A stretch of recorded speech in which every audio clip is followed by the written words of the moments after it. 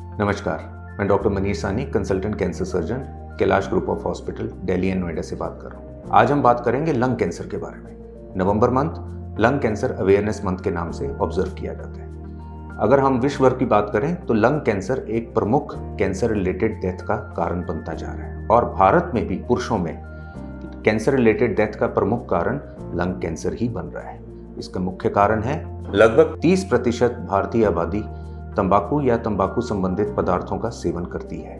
दूसरा, इसके जो लक्षण हैं वो भारत में सामान्य तौर पे पाए जाने वाली ट्यूबरक्लोसिस या जिसे हम टीबी की बीमारी बोलते हैं उससे लक्षण सामान्य मैच करते हैं। तीसरा, प्रॉपर स्क्रीनिंग प्रोग्राम्स भारत में ना होने के कारण इसका लेट डिटेक्शन देखा जा रहा है। चौथा, अगर बीमारी का पता लग भी जाए तो समय पे उपचार इसका ना हो पाना एक प्रमुख कारण बन रहा है कैंसर रिलेटेड डेथ के लिए। और पांचवा, लंग कैंसर के संबंधित इलाज की मेडिकल फैसिलिटीज और डॉक्टर्स की कमी होने के कारण इसका लेट डायग्नोसिस और इलाज होता है।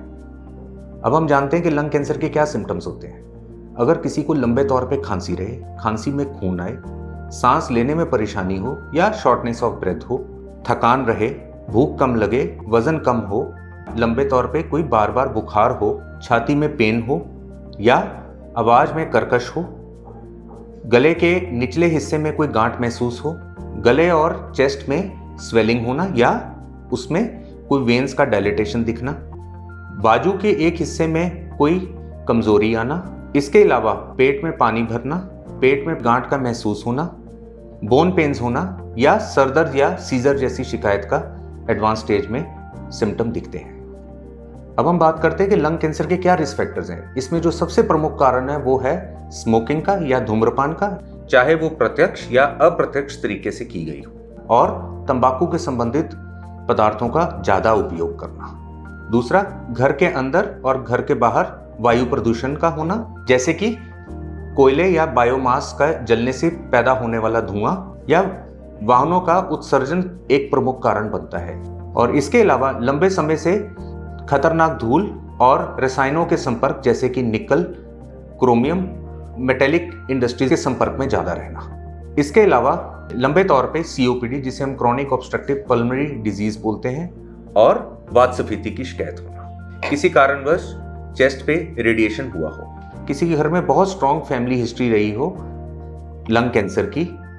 अगर हम यूएस की बात करें तो स्क्रीनिंग लंग कैंसर का वहाँ commonly low dose CT scan से किया जाता है, पर भारत में टीबी एक बहुत ज़्यादा स्थायी बीमारी है और कुछ लक्षण सेम होने के कारण, इसकी सिटी स्कैन में फाइंडिंग सेम आने के कारण, फॉल्स पॉजिटिव रेट ज़्यादा आने के कारण सिटी स्कैन का उपयोग या स्क्रीनिंग के लिए रूटीनली नहीं किया जाता है।